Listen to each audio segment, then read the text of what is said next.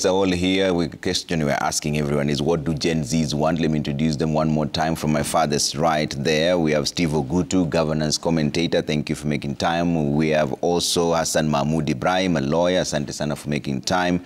Philip Mwangala is here, governance commentator. Thank you for making time. Wendy Lois, a policy commentator. Asante sana for making time. Alvance Odhiambo, trade unionist. Thank you very much for making time. And Wanja Maina, communication manager at the Hummingbird Grassroots Center. There's something the president said, that it is time to have a conversation with the young people, dialogue. In fact, let's listen to what he had to say.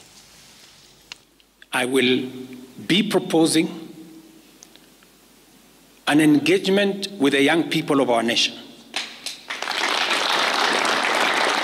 our sons and daughters, for us to listen to them. As I said on Sunday, listen to their views, listen to their proposals, their ideas, their concerns, and what they think we should do better as we go forward.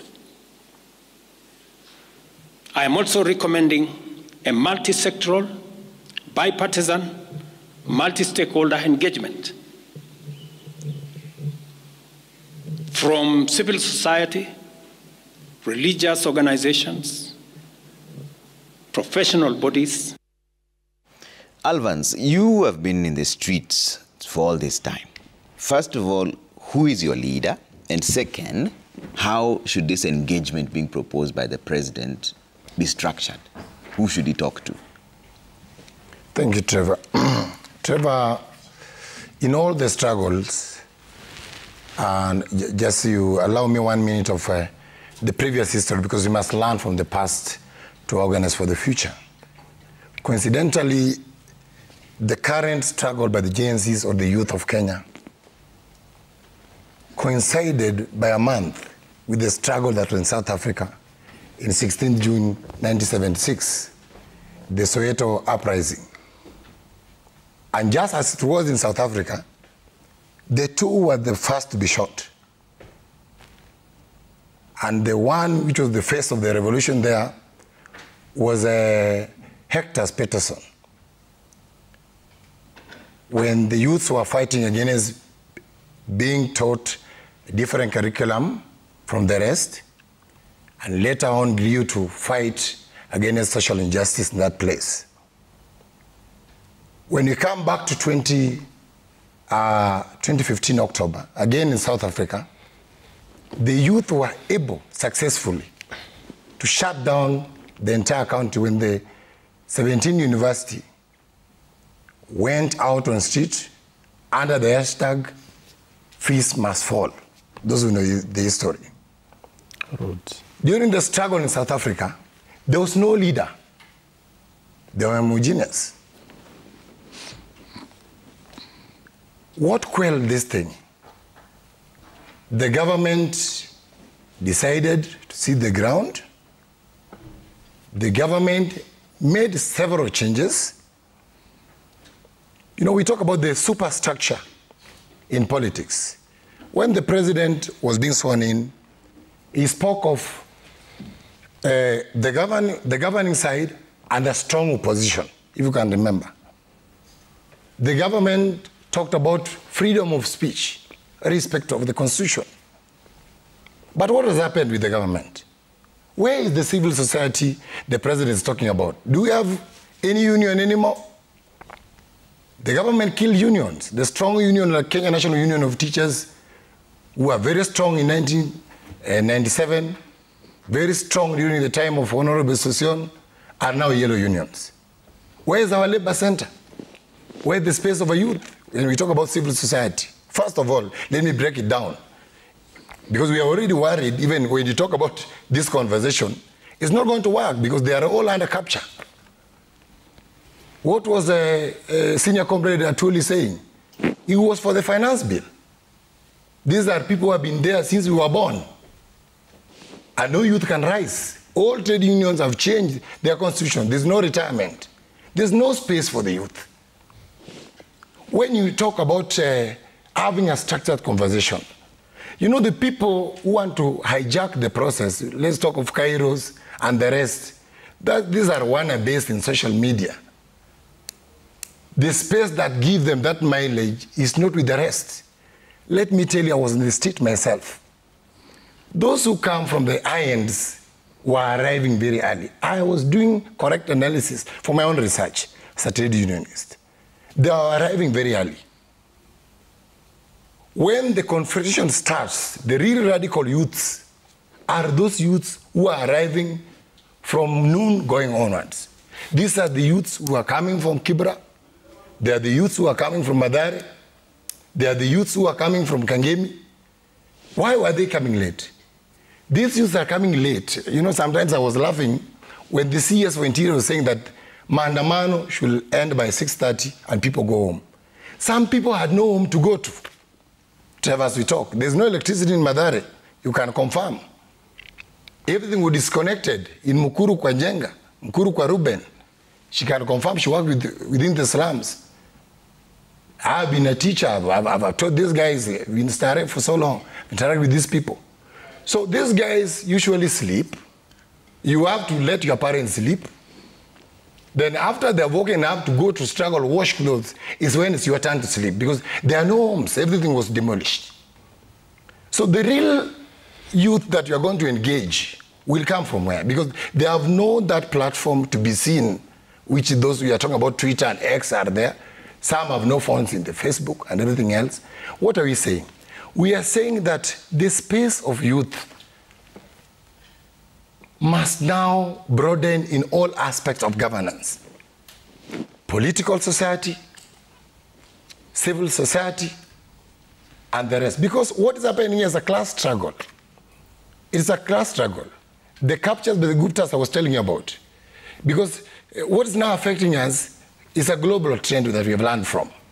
It's the takeover of our economy, our politics, by the IMF, World Bank, multinationals, and they are giving immense influence to the government and even proposing things that cannot work. And they have failed in Lebanon. There was a uprising in Lebanon. Yeah. They have failed in Zimbabwe. The IMF have come with so funny things. Yeah. You talk of salary remuneration commission. Those are not our ideas. Those are new ideas by IMF. When you go to Zimbabwe, they have another name in Zimbabwe. When you go to Botswana, they have another name for Botswana. So what I'm saying is, it's not about president coming to meet the youths, because I know the likes of Itumbi closer to the president will bring their own people. I know Chipukizi are the people who will be representing the youth there. Yeah? Those are people who live the slice of bread. Those are people who wash their hands with the Jack Daniels. Yes? But when you talk about the real youth, it's about the employment. Yesterday I was in the street myself. Why did I leave early? Because I realized those who were there in the street yesterday, now talking about from 5:30 onwards, were youths who were angry. They were youths who were idle. They are youths who had nowhere to go. Yeah. And after Ichungwa's make, according to Ichungwa, youth are some rascal. There are some nobodies, because whenever Ichungwa wants to go to a function, he'll give all these 200 to praise him. So we are nothing. You get it? There are no people who can be listened to in any way. Okay. So this set of youth from the slum, how will you include them? We cannot include them unless the space of youth is strengthened in political parties. Yeah. We have youth representing political parties. Are you getting me clearly? Through democratic process, not handpicking. Okay. Because you can only represent me if I give you the authority. Okay. You cannot come, Trevor, and tell me you are in charge of JNCs. Did I elect you? Did you call me to the street? Okay. I went there by my own volition. Okay. Because I'm struggling myself. All right. And just to summarize before you take me out, I give an example of myself as a youth. What was paining me as a person, even before I talk about the finance bill. Yeah. I know of my friends who had started with small business, because there's no opportunity in this country. Because when the employment is called by the KRA, you had about 3/4 was taken by a particular tribe. So because we are not shareholders. So no one can apply for a job in KRA or any government opportunity. You will not get it. So what do? We start a kinyozi. We start a wines and spirit. You start this wines and spirit, Trevor. The licenses for White and Speedy dispute is 50,000. Trevor, you pay for 50,000. You employ around 12, 13 youths. Then tomorrow, Sakaja wake up, tell you, your White and Speedy should not be near a stage. You move to another location. The deputy president comes and tell you, your White and Speedy should not be near a church. And the church came and find you there. Okay. They should not be in a state. So all these people have been laid off from the slums, Walibomolewa Manyumba. These people laid off who are working in the bars at the Wine and Spirit. Yeah. The pain was unbearable. Okay. All right. Let me bring in Mahmood on this. Mahmood, so what structure should the engagement take? Because what Alvance is saying is true. There seems to be no leader, so there's no structure. So who do you call? Yeah, that's very true. And I agree with my colleague on what he's saying. However, whereas we encourage the issue of dialogue in the country, I would raise this as a point and say matters to do with formation of committees and task force has become more of a bureaucratic process to put down what has to be done. We've had several instances where reports have come out, but there has not been implementation of those reports. For me, I'd rather say, rather than, whereas we encourage the issue of dialogue, we should focus more on implementation on what the people have said. Yes. The president has been very categorical in his speech, and he says, we have heard the youth. This is what the youth want. We are going to engage them. What the youth want to see, I want to wake up tomorrow, Trevor, and hear the issue of the JSS teachers has been solved. You know, I want to wake up tomorrow and hear the issue of the intern doctors has been solved. I want to wake up tomorrow and hear the issue of abduction has actually been resolved in this country. You know, I want to wake up tomorrow, Trevor, and hear I do not feel as if I'm being depressed to spend my money on an economy that is not really growing. You know, the president would say we have actually tried to reduce, you know, to put austerity measures in place, which he referred to. I want to wake up tomorrow and feel those austerity measures being addressed. We have so many positions that have been created, but in real sense, these positions do not perform their mandates, or those positions are redundant. So we do not discourage dialogue, and if anything is to go by way of a dialogue, then the structure that should, if a structure is to be adopted, it must be a structure that ensures there is full implementation of whatever the people of Kenya and the citizens want in their country. So whereas we encourage dialogue, we feel there is laxity in implementation of what the youths may want or the people of Kenya want. Because if you said in your manifesto this is what you would do, you have reduced what you want into a blueprint.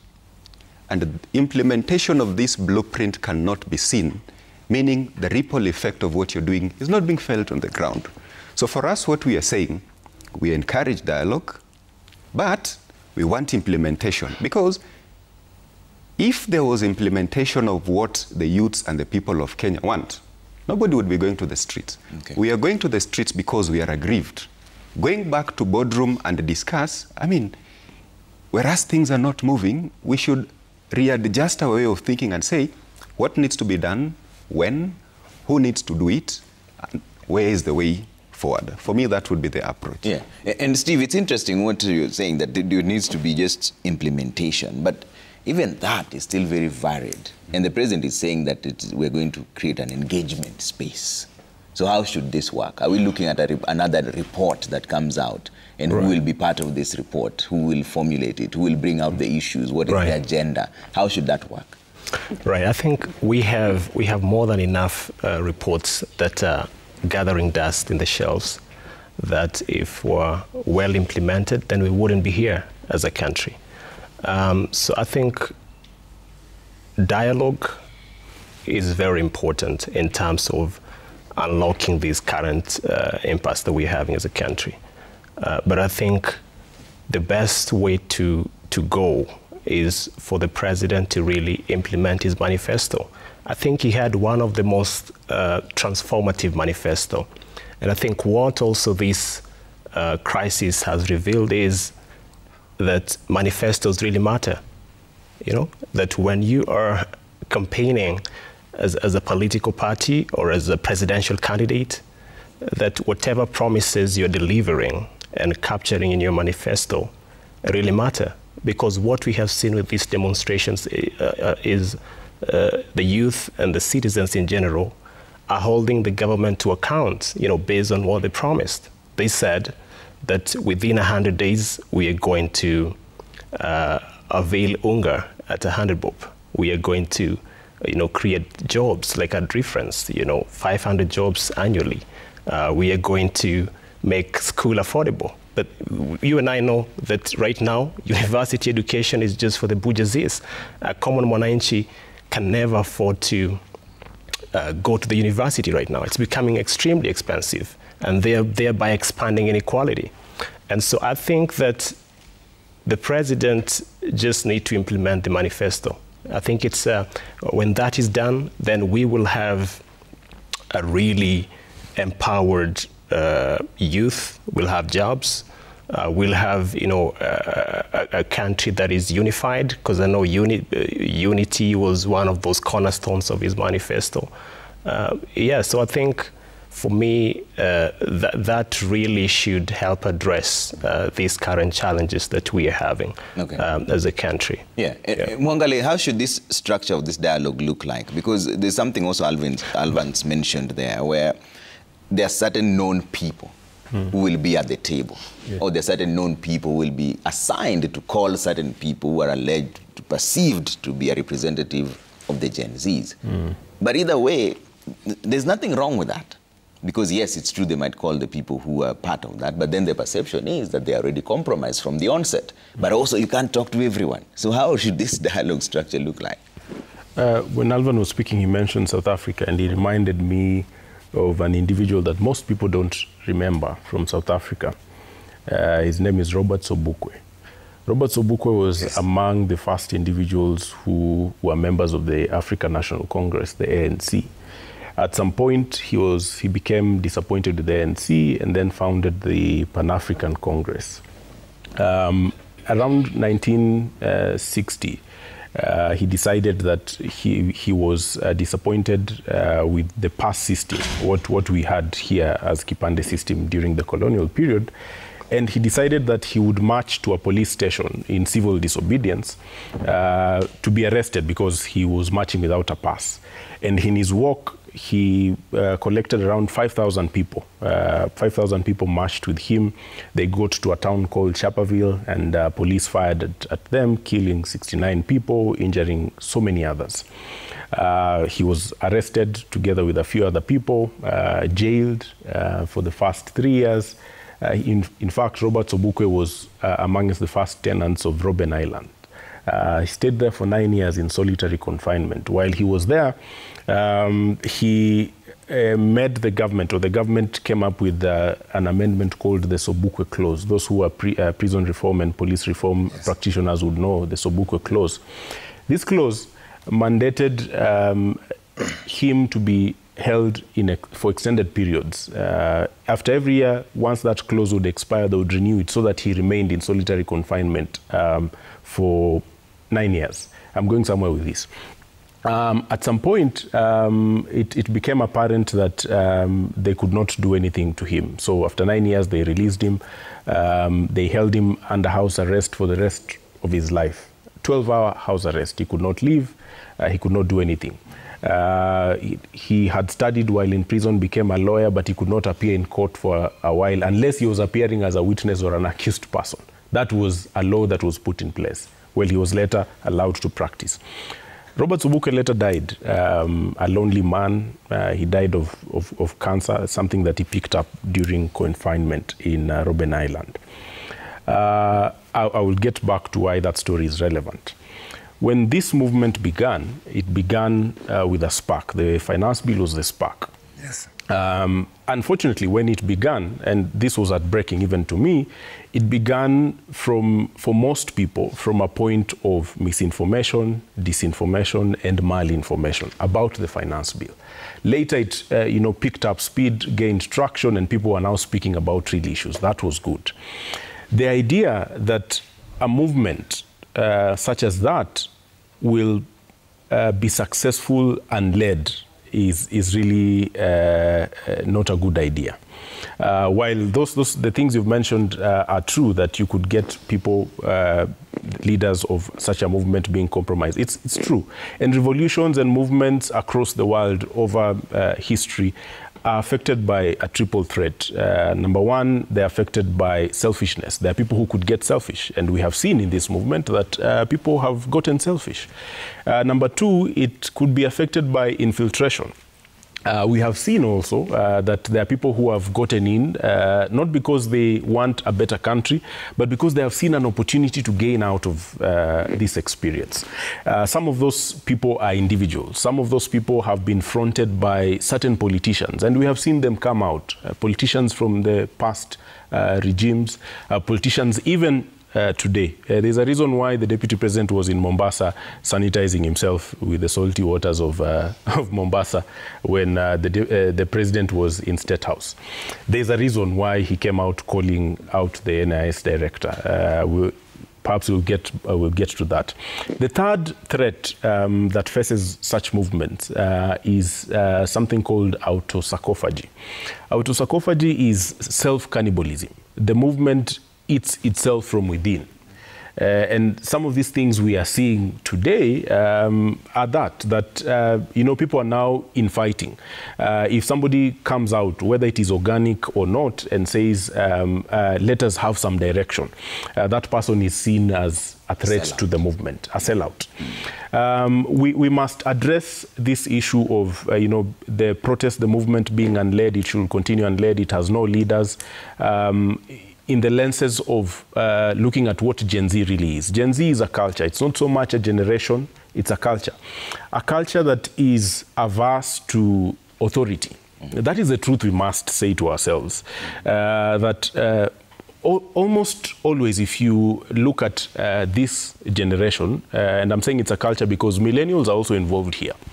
There was a case that we really swept under the carpet, the case of Ian Njoroge. A few weeks ago. Ian Njoroge assaulted a cop, beat him severally. The cop was sent to hospital. And we took sides. We took sides with the policeman, with the National Police Service, with Ian Njoroge, and some people, sat on the fence. But that was an opportunity for us to look into that culture, a culture that is averse to authority. Now, there are people who are saying we don't want a leader, we are unled. Not because even of the compromise, because, that is a real threat, but because they just don't want any leadership. That is dangerous. It is not just dangerous to the country, it is dangerous to that generation itself. Because you cannot be unled. You are fighting a leadership that has gone rogue, but you do not want leadership at all. That is something that really we must address. Yeah. And speaking to the youth out there, you must address it. It's a culture that we have built, and it must be addressed. So while we are talking about structure, yes, there must be leaders, but those leaders must rise organically to the top. One of the challenges, as I conclude very quickly, one of the challenges with the statement of the president is that it is coming from a person who has a history of dishonesty. It is coming from a political ventriloquist. You look at him and you really can't tell whether the words are coming from his mind, his heart, or he's reading from some script somewhere. That is the challenge that we have. Okay. What should be done? And one of the conditions that should inform whatever dialogue. I personally do not believe that we should be dialoguing on certain issues that are very plain, but one of the conditions should be that government must do what it was elected to do. Number one, you must cut spending. We cannot have a dialogue with a leadership, a cabinet that is 85% corrupt. We cannot have a dialogue with a National Assembly that is almost 50% corrupt. You have 3 murderers in Parliament in the National Assembly today. People who have murdered. It's not even an allegation. They have murdered. You have people, there's a convict in Parliament. Somebody who was convicted, well, he's appealed, but we know what he was convicted about. How do you dialogue with such a people? So there are things that must be addressed. There must be conditions that the playing field, as you're getting into conversation, the people you're conversing with must come in with clean hands. And the clean hands includes that cabinet half of that cabinet must be fired. Yeah. Some people must resign. You can't converse with, for example, we are talking about police brutality, and everyone in the police command structure is still in office. Okay. That can't happen. And it's interesting what you bring up in terms of the elected leaders, but isn't that a reflection of the electorate themselves? But we'll talk about that in just a bit, whether the people themselves are even innocent, because they elect these people in broad daylight, and there are many options, but they pick whatever they pick, their own choice. Wendy, so how should this structure look like? Because this is what we seem to be struggling with, this dialogue, this engagement that the president is saying. How should it work? He says a multi-sectoral, bipartisan, multi-stakeholder conversation. But how do you engage the young people when they don't have a leader? Trevor, if I take you back to the clip that was played and what the president said, it is nothing new to our ears. We had this during the campaigns, and we were told we shall go to the table, this government will bring inclusion, we will listen to you. And we gave you the benefit of the doubt to execute that. If we're being very honest with each other here, it is not like we do not have structures. But are they functional? Are they working? The pertinent question is, how did we get here? How did we get to the maandamanos? Is because the people who ought to be listening to us and conveying our messages clearly told us, you do not matter. Because an issue like the finance bill, and now we had the revolution on social media, and even what he's saying, the youths on the ground, people kept saying, no, please listen to us. Please adjust here. So we came to the streets, Trevor, because now we said, we must be seen. We must be heard. And Trevor, if we didn't do that and relayed on the structures that have been put to place, it would have been something different, because they would have said, we will go with what the chosen few decide that is right. And this generation has come up and said, wait a minute, no, it will no longer work like this. I elected you to go to this office, and this is our true voice. And if you look at what has been done to the leaders, we started calling them out one by one. You're my MP, I cannot hear your voice, so what are you doing? You're my governor, I'm not hearing your voice. You're saying something contrary to what everybody else is saying. We did not elect you to do that, you're failing us. So the truth is, are the structures there? Yes, they are there. And we elected people, and we took them to these offices. But they have failed us. And how we now got to maandamano is we said, enough of what we bought during campaigns, enough of what you're telling us that you are going to have dialogues with us. We've given them these opportunities.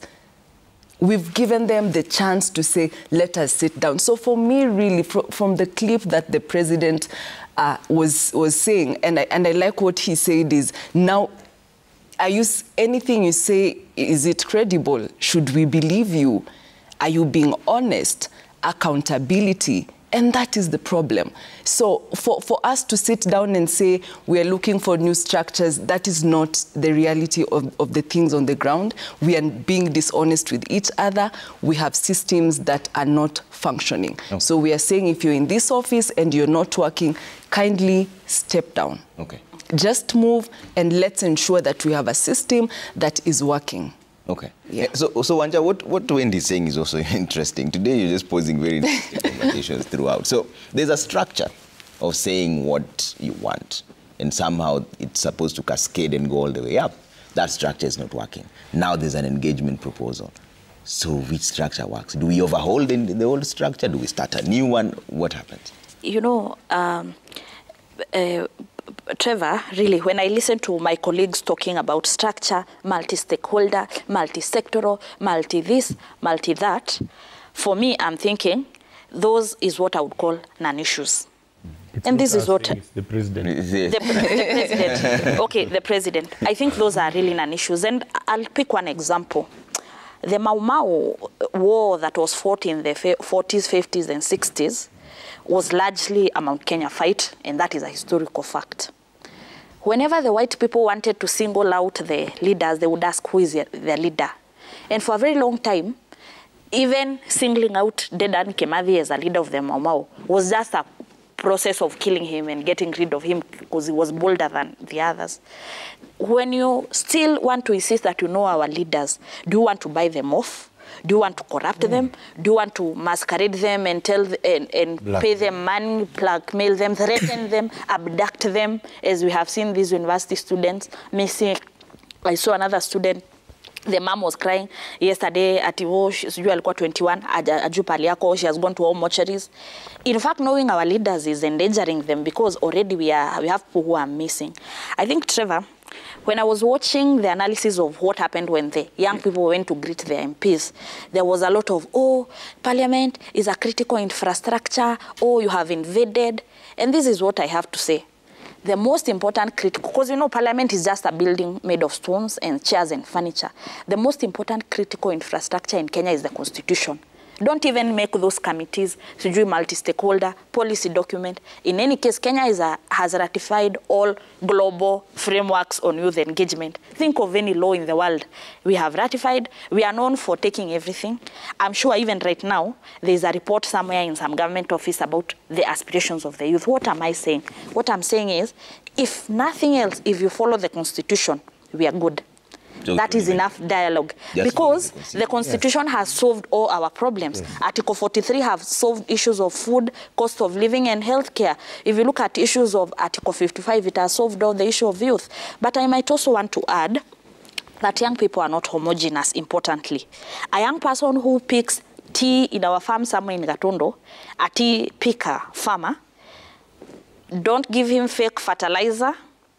Make sure that you don't give, because this finance bill had suggested a 5% farm tax, where all your farm produce that are sold through cooperative are taxed at 5%. Don't take his 5%, that is enough dialogue. These young people who are in tertiary institutions, don't confuse them with what HELB has been replaced or this new school fees model. Just ensure that him and his mother can be able to educate him or her to finish education, which is a right in any society. That is enough dialogue. These young women who are giving birth in the reproductive stage, give them Linda Mama. Don't raise the cost of diapers. That is enough dialogue. These young people who live in precarious or in some informal place, don't raise the cost of living. Do not criminalize them. Because, you know, when the president was speaking the first day, he used very dangerous words. For example, those were elements of criminals, the word criminal, that was treasonous, and he was describing the protest in which the young people were expressing them. Do not criminalize youth activism. Do not brand them as criminals. That is enough dialogue. And Trevor, you know, we have media, for example. If nothing else, this station where we are now, I'm sure you own like 10 media stations. Just listen to what the Luo youth are saying through Ramogi. Listen to what the Embu youth are saying through Muga FM, or is it the Meru? Listen to what the youth are saying on Inoro. You see, this thing of concern, in any case in Kenya, we have a lot of pending reports and pending dialogue things. For example, we don't know what happened after Shakahola. There was a multi-stakeholder committee. We have this, what happened to the Ogola, the general. There was a committee, we've not seen a report. We have a lot of pending issues of what will become of reports that now we are saying, do not be too academic, do not start building those sectors, because now when you start talking about multi-stakeholder, the next thing will be who is the leader, who is the secretariat, what will be their term of reference. Just look at the constitution. If people would just follow the critical infrastructure, which is the institution, it talks about equal opportunities. So there is no youth whose name would place him to a particular region in Kenya would be denied a job if they qualify as per the job description. Yeah. And most importantly, Trevor, there's something that we have, when you listen to young people, and you know me, I like to listen even to their language. Yeah. There are two words that they like to use, kipindi. And the second thing they like to use is mastori za jaba. Language is very powerful, especially to understand the culture of people. When you hear people saying, hizo vitu zenye, our government officials sama ni kipindi, it means that there's so much mistrust and they have been cheated for so long, that even if you promise something to them, it's a kipindi, it's like a cinema. Okay. Stories Ajaba is imaginary stories that people tell each other when they eat some herbs. Well, I've never eaten, so I'm not too sure about how that works. But really, it is like imagination of things. So what are we saying really? Do not start singling out young people who will be our leaders because they can be abducted, they can be harmed, they can be masqueraded, they can be abducted, or they can be harmed. Okay. Don't worry about who is our leader. All right. The gist and the meat of the matter is, what is the issue? Okay. The issue is that young people are saying we don't have jobs, we don't have money, we feel like we are being harassed. And most importantly, Trevor, there's something that is happening in Nairobi, and for example, right now, if you are standing in the streets of Nairobi, you don't know if hawking is a crime or it's not. There has been a lot of criminalization of youth in informal work. The Boda Boda youth that I came and he was talking, he was saying, now we Boda Boda youth are being arrested because we are being told that we are part of the protest or something. Because there is all that criminalizing and branding youth as bad people. Okay. So follow the constitution, it's the critical infrastructure. Don't start building too many bureaucracies about our issues. Go to Twitter, go to TikTok, go to the Twitter space. And in any case, this internet has also shown us that we have come of age and it's no longer a time to start calling people in boardrooms and in stadiums. The other day, there was a young person who had a Twitter X space warrior, and I'm told it had 100,000 people asking for the mic, commenting, kicking out the people who are disturbing them. Please, please, please, be innovative as the young people are. You can't solve modern problems with traditional methods of setting up commissions of inquiry, reports, just move with the times. Modern problems with with old ways of dealing with it. But there's something here, Alvance, I'd like to hear from you in terms of structure, and I know the Generation Z doesn't like that much, but there's something that the Deputy President said after the vote in Parliament.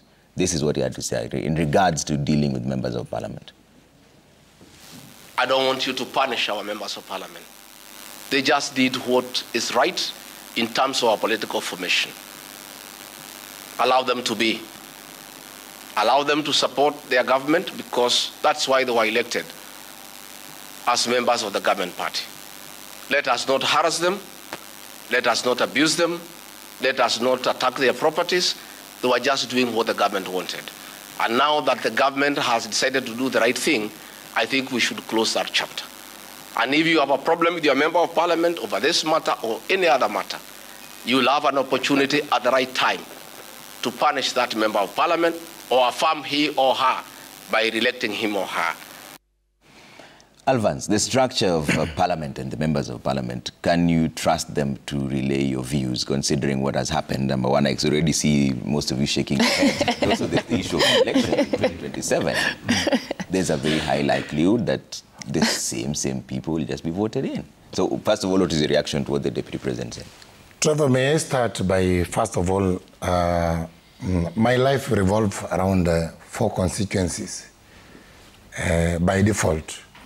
I may not explain further. I'll start with my MP, native MP, Honorable Aduma.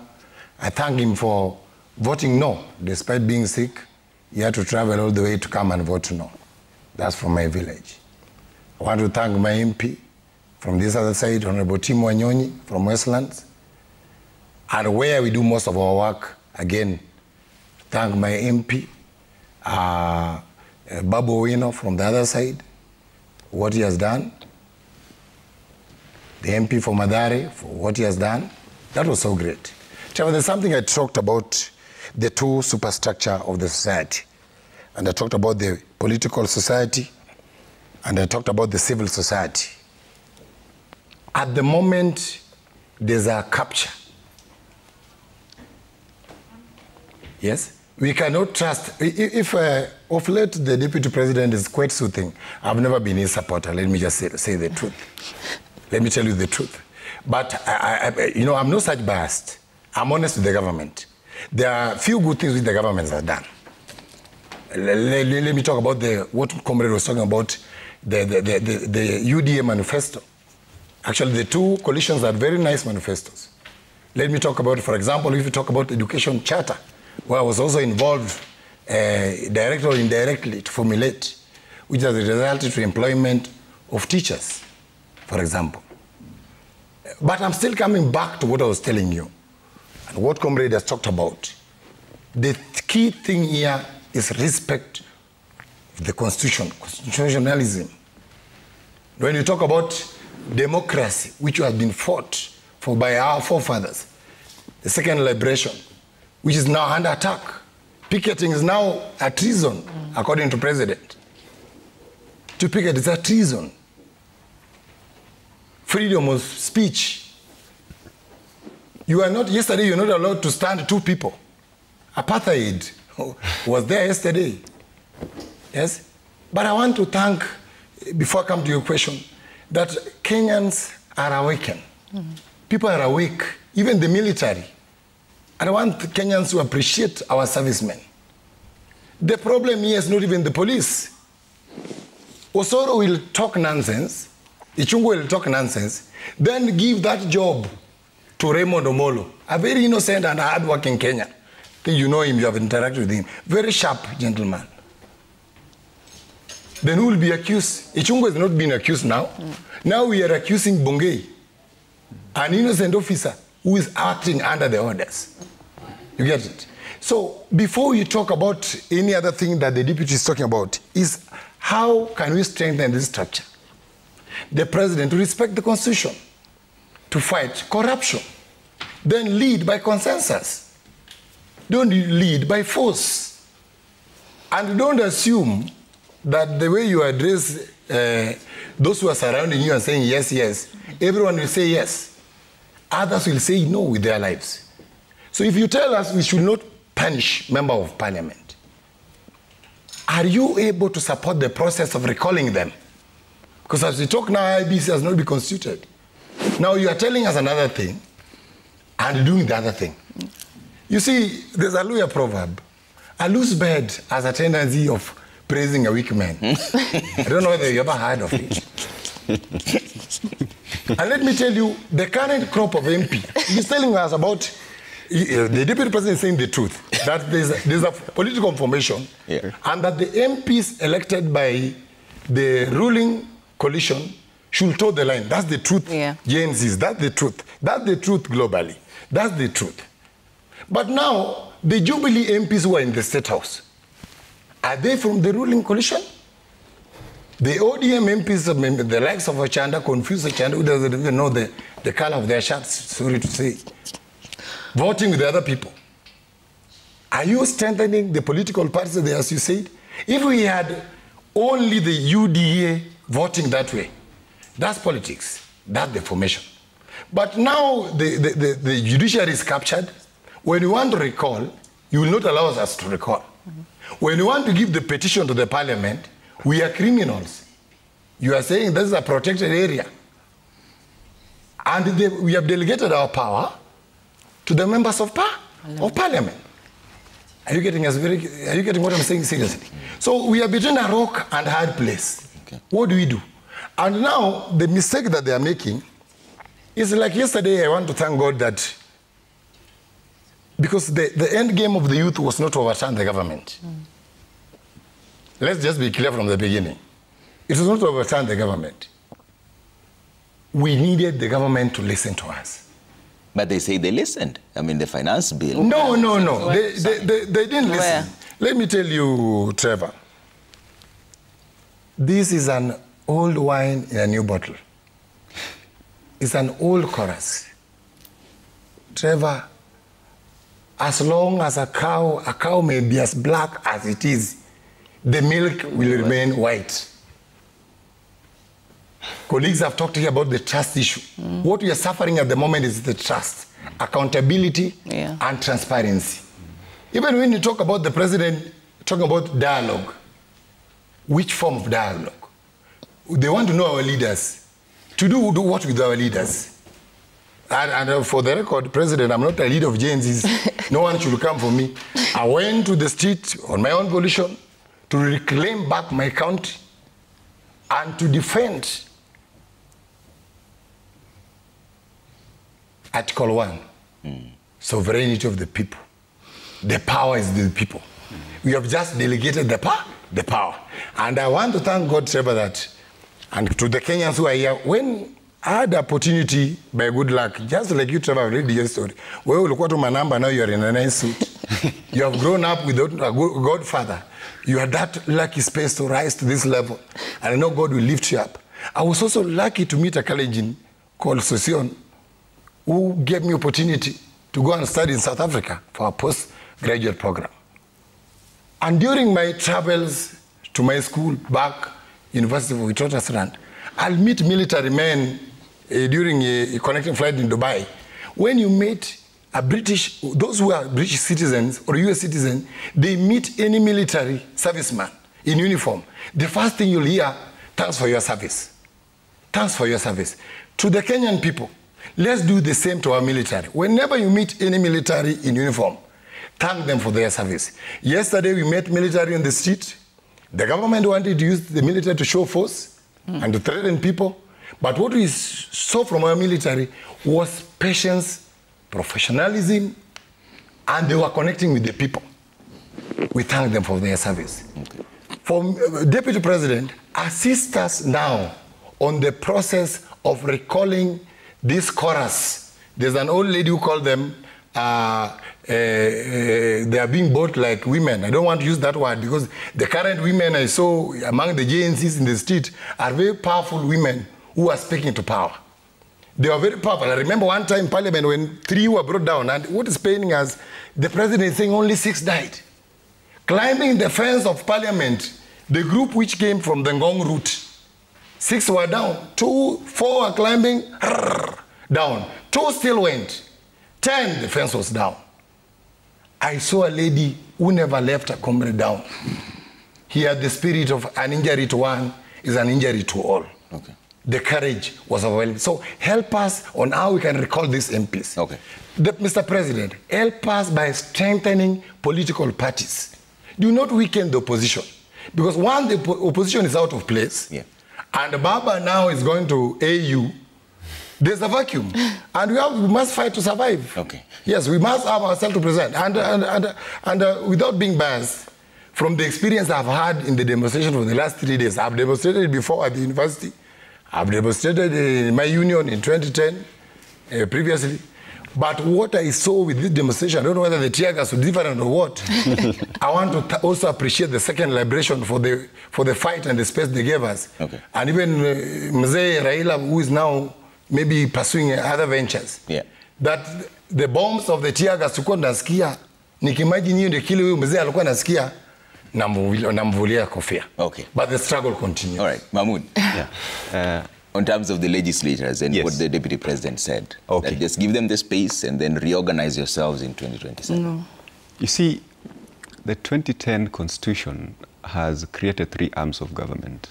That is the executive, the legislature, and the judiciary.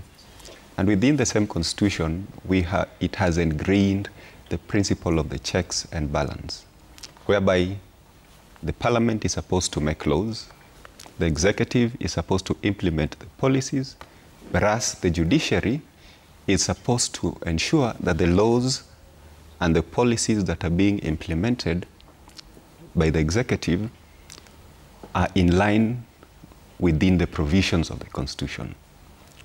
The question that now needs to be asked here, in line with what the Deputy President is saying, is you'd want to ask yourself now whether those principles that have been ingrained in the Constitution are actually being actualized or being implemented. And that's why Article 37 of the Constitution empowers the people of Kenya that they have a right to express, they have a right to petition, And the reason why we are having that is because ultimately it is the people of Kenya who belong to those different regions and those constituencies to keep a check on the executive, on the legislature, and on the judiciary. If your member of parliament is not performing, the Constitution has empowered you to recall the person, because all of us cannot go sit in parliament. We need an individual to do that. And that individual is a reflection of who we are, and therefore he is supposed to act in line with the aspirations and the dreams of the people. Mm-hmm. If we feel that member of parliament is not performing that, then me as a citizen or a resident in a particular constituency, the Constitution has given me the power to recall that particular person into. That is to say, Trevor, what was happening by the youths and Kenyans in general, is a reflection, is a positive note whereby the people of Kenya or the citizens or the youths are becoming accountable. Whereas we want our leaders to be accountable, we are also becoming accountable by checking on what they're supposed to do. Okay. So that's a positive note. All right. Yeah. Steve? What should the young people do now going forward? Because the clause of recalling an MP is almost... you can't pull it off. Right. Yeah, but let me just speak to the DP's remarks in that clip and say that I think the Constitution is very clear about the doctrine of the separation of power. I think chapter 8, 9, 10, is very clear on that, of the Constitution. And so I think what our MPs need to do, and I hope that each of those three arms of government, including the Kenyan society in general, have picked some lessons from these protests. And I hope that the MPs have really picked the lesson of sticking to the primary mandate that they are elected to do, which is oversight, representation, and lawmaking. And we don't want to see them to appear captured by the executive. I mean, it was really funny to see on Tuesday when they were voting, and then the majority side won, and the kind of excitement they had, and the jubilation they had. And then the other day, I think on Wednesday, when the president was speaking, and he made a mistake of coming with them, and they were seated behind him. And the president denounces this bill, and you still see how excited these MPs are. And it makes you really wonder what kind of leaders we have, the leaders who do not have principles. As a leader, you're supposed to really be somebody who have principles to stand with, and they have to know which side of their bread is buttered. I think they have to know. And I hope they've picked this painful lesson that their bosses are the people and not the president. And I hope that sticks. And it's really my hope that going forward we can have IEBC constituted so that some of these provisions in the Constitution, like the recall clause, can be effected. As it is right now, it's a bit difficult because of the lack of quorum within IEBC. And so I hope that can be rectified as quick as possible. In fact, I think that should be one of the austerity measures that the president should seek to implement first. And addressing other issues that I'm so happy to hear about some of the austerity measures he's proposing now, about cutting the expenditure in terms of his travels. I know that has been a very big concern for Kenyans in general, and also just for his the wastage that we see in his government. I think if he can address the kind of wastage that we see in terms of some of these positions that really don't benefit Kenyans, and some of these institutions that we don't see serving Kenyans, like the EACC and all this, I think we can save enough money to help, create development that the Kenyan people need, create jobs and other opportunities for the Kenyan people. Okay. Yeah. But Mwangali, you started this conversation also at some point. The people are not exactly innocent. These are their elected leaders. Mm. Yeah, so they can't really just blame the leaders as if they didn't know when they were electing them. Even madness can have leadership. If you went to a market and there was a group of 10 mad people, if you observed them keenly, you could tell that this mad one appears to be the leader of them all. But it is true that we have a problem. We actually have a manners problem. If we were honest with ourselves, we would discover that we are very bad-mannered people who convince ourselves that we are good. And we use that lens to, judge those we have put above us, the same way we are judging them today. If I was to give a solution, I would say we need the Lord. That is the summary, because we cannot legislate away bad manners. You cannot wish away bad manners. You cannot wish away a rotten culture. We are corrupt as a society. Those that the corrupt people we have elected now have an opportunity. They can rob us at that level, but we still rob ourselves amongst ourselves. As we were going on with the protest, there are a lot of opportunistic crimes that have been going on. People have been, stealing from each other. They are Kenyans, not one person, so many people. But we have a culture problem that we must address. Even as we talk about government, we talk about elected representatives, that we have been glossing over. Before the BBI, process was kick-started, the first report we ever had talked about our ethos, our national ethos. That we must address. That is the underlying problem, the fact that we can elect a group of people who then go rogue. That we must address. There's something that has come out clear in this couple of weeks. While the Constitution talks about power belonging to the people and the people exercising it either directly or indirectly, it offers how that can be done indirectly through elected representatives. But the Constitution is silent on how the people can exercise that power directly. So, for example, as we are hearing chants of Ruto must go and the whole government must go, what does that really mean? It means that if you're exercising directly and you're upending a whole government, then the Constitution is suspended. The social contract that you have with the elected representatives and the government is suspended. That is a dangerous place to be. We are still pigging back to an unled movement, unled revolution, and that kind of thing. If we crumble government, which we can do, by the way, in a day we can spark this whole country up and we crumble everything. And decide, we want to start afresh. But it will take us decades to rebuild. That is something that Kenyans should understand, my fellow youth should understand, that if we crumble things, then it will take us a very long time to build back. Yeah. There are people who have been waiting for an excuse to begin wars. And we have seen that, by the way. There have been little pieces of that happening across the counties. There are people who are just waiting. Give us that excuse and we will show you what we are about. Let us not give those people an excuse to bring this country down. Okay. Let us stick within our structures. My friends have talked about reconstitution of the IEBC. If we had the IEBC in place, and this is a fault of both the President and Parliament, we would have started recalling members of Parliament. Okay. But what we could do in the meantime, this has to be done on several levels. Number one, on the President's level, the executive, he has to show goodwill, fire some people. For the National Assembly, we will definitely punish these members of Parliament. I do not, agree to using violence, but we will punish them. Even before 2027, there are some who will be recalled. That is a must. That will happen.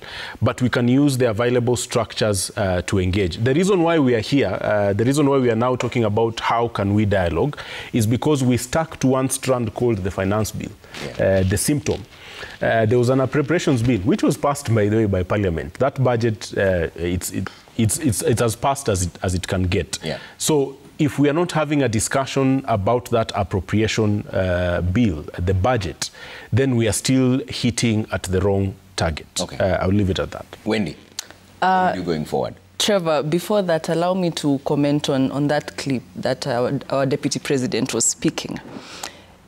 And the truth is, in layman's language, he's telling us, elect these people, then leave them for us as government to work for us.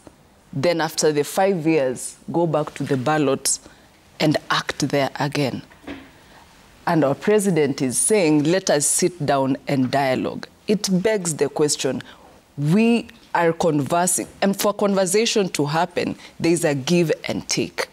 That there is feedback and the feedback is heard and something is acted upon.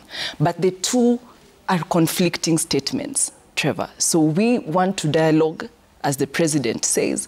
But the deputy president is saying our members of parliament had no fault. They were acting for the government. So who, number one, are they working for? Is it the people, the sovereign, or the government? And if we say the government, Trevor, because he clearly said that, then who is the government? We should ask ourselves those questions. Are they few individuals who decide the channel in which things are done? Because when he says, no, do not blame them, they were working for the government, we ask ourselves, so who is the government? And should they be working for the government, or should they be working for the people? And a couple of things have been highlighted. And are we at fault for electing these leaders? No, Trevor. As of any office, when you go and put your best foot forward, you're given the confidence that you can execute certain duties. And that is exactly what we did as a people. We executed our rights by going to the ballot and voting, believing that these individuals are going to represent us and work for us. And the thing that we need to keenly note is that things are moving in a different direction. We have seen our forefathers fight, we have seen our fathers fight, we have seen even in the recent government, but this time around people are saying, we are an awakened people. Yeah. We can see, we can hear. And if you do not do, we are not waiting for those 5 years to go back to the ballot. We are simply saying you are not able to execute your responsibilities. Kindly, can you move? Okay. It should be done constitutionally, but because we are not being heard, that is why people simply went to the streets. Okay. Yes. Wanja, finally. Yeah, so for me, finally, I will just talk about political hygiene. It has been spoken quite a bit. One, there is a time, not too long time ago, the president attended the Kenya Young Parliamentarian Association launch of their strategy. One of the things he implored upon the young MPs is that in this issue of the finance bill, if your personal opinion differs with the position of the party, go with the position of the party. At the same time, the president met with Jubilee Party, and Jubilee Party position is reject, but implored upon Jubilee Party MPs to support. That is not political hygiene. When the president is speaking in Nairobi and giving a certain position on what is happening in the country, and then we see His Excellency Rigiji speaking in Mombasa in what would seem to be lack of unity, blaming, shifting of blame, and a bit of contradiction, that doesn't look like political hygiene. Something else, Trevor, you have said that we are to blame for electing these MPs. And for me, I would say, even in the last presidential election that we had, the results were contested, including by the IBC commissioners. It seems like political hygiene and electoral management could also mean that some of these MPs are not the voice and the will of the people. They just got there through the back door. Trevor, in 1982, or is it 1983 June, members of parliament sat down somewhere and they decided, through the influence of the then dictator Moi, that Kenya will be a single-party state. And that's how we fought and struggled in what now would be called the second liberation that our friend has talked about. It does not necessarily mean that just because someone is a member of parliament, that they are wise, and that the decisions they make are necessarily for the people. For example, at that time, under the, coercion of the executive, they burnt away the multipartyism. What we are seeing here now, as my friends have said, is really lack of the separation of powers, but also really to say that this regime, they have always talked about kusikiza ground. Yeah. Tulisikizanga ground, that's why we are here, tuliskiza ground. Why are the same ears that were listening to the ground to say that people want to be a hustler and what have you, yeah, now they should also the same way use the energy to skiza ground. But lastly, Trevor, patriotism. Patriotism is one thing that you cannot even quantify really. In 2007, 2008, there was the Waki report, and Waki said that the violence was mostly by young people who felt like they have nothing to lose. Now, people have been wondering if even we are Kenyans. You know, we have been hearing words like IMF, World Bank, what. So we are wondering, even if we engage in public participation, even if we talk, are they listening to us as a people, or are they listening to white people in the IMF? Okay. And for us, we are saying, if they really want for us to have confidence in their leadership, sovereignty of the country, not getting our police here to go and colonize the Haitis. Yeah. Again, they have been colonized for over 500 years.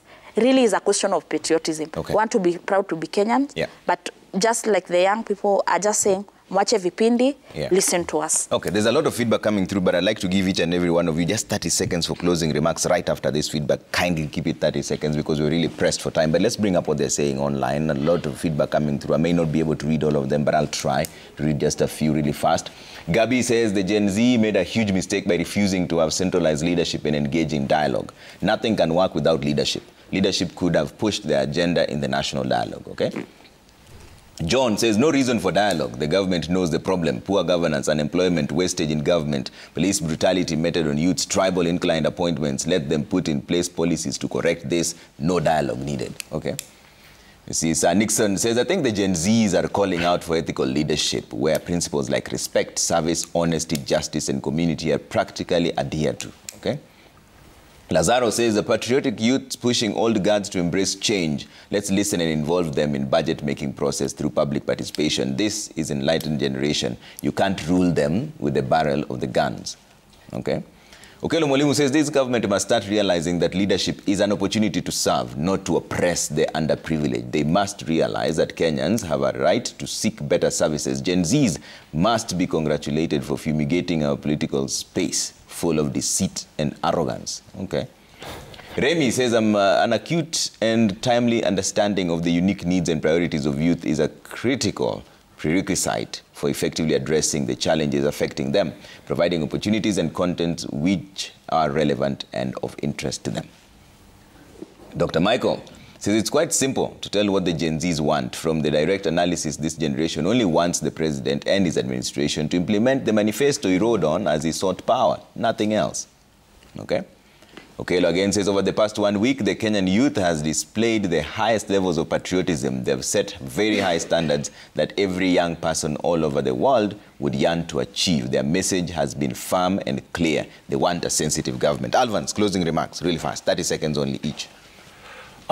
Mine, the closing remarks is to advise the youth that the human spirit cannot be caged by autocracy, fascism. Okay. They must stand up. If we really need a good thing, we must fight it over. Okay. We should not accept the defeat. Okay. To our president, respect the constitution, fight corruption, support the existing structures faithfully. To the civil society, kindly play your role. Okay. We are talking about the church. We are talking about the human rights organizations and the rest. Okay. And to the youth, just lastly, this should not be the last. This should be the beginning. Youths are not criminals. We are a serious agents of social change. Okay. But this does not mean we create mayhem. Because when there's a vacuum in power, the big guys will fly away. We shall kill each other. So please, let's also allow ourselves to be guided by patriotism. Yes. And the end game should be that the cause ends up uniting us, as Mzee Kenyatta said in December 1964. All right. Harambe. Mahmoud, closing remarks, 30 seconds. Accountable leadership is paramount in having a sustainable, a sustainable country, which then propels the socio-economic and political aspects of the country. When we have an accountable leadership, we don't have an opportunity to scare away investors. Instead, we attract investors and we reduce the standards of living. Okay. So the government must be accountable to the people of Kenya and realize that the people are supreme. Good. Steve? Right. I think for me, what all these crises or these protests have demonstrated is there is still hope. When we saw young people coming out and fighting for this country, it gave the country hope that we are not just going to sit and see things going south. We'll stand up and fight for what is right. But also just to add that I think we need to see the counties really supported. We need to see more funds going to the county because there's so many critical functions that were devolved, but with very limited funding. So this kind of delayed funding that we are seeing in some way or form really exacerbates the kind of tensions that we are seeing at the national level. All right. Yeah. Mwangale, 30 seconds. Well, we can really not conclusively discuss all these issues even in one morning. But we know a river to be a river because water flows through a channel or follows a channel. Once that water leaves the channel, we know it as flooding.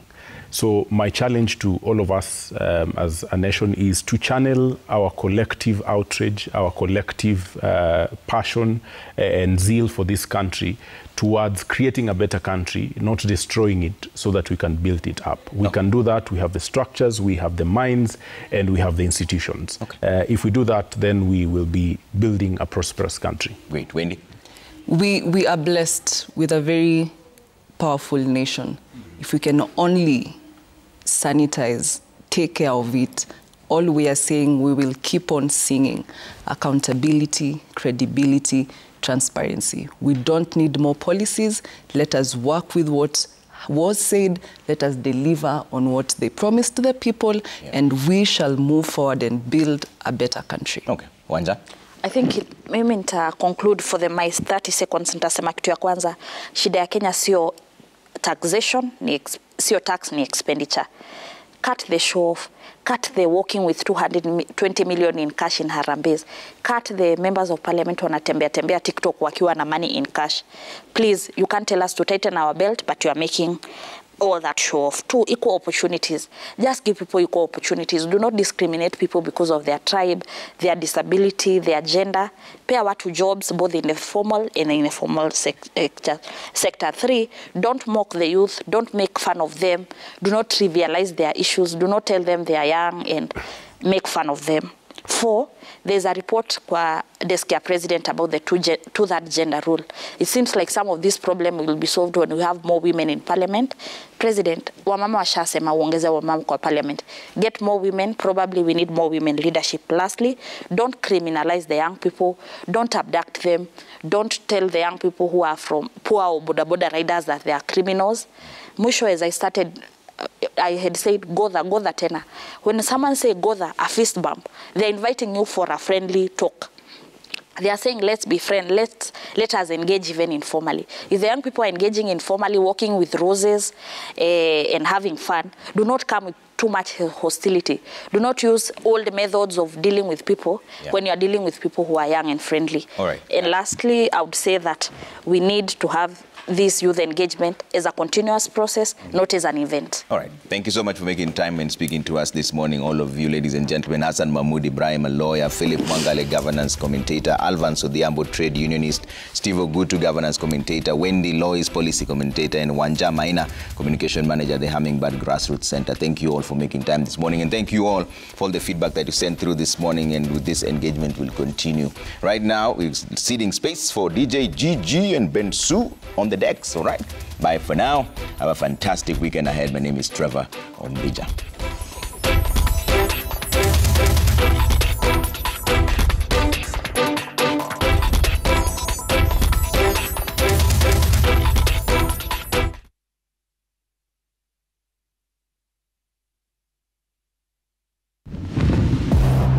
Big love is in the tiny details. From the softest touch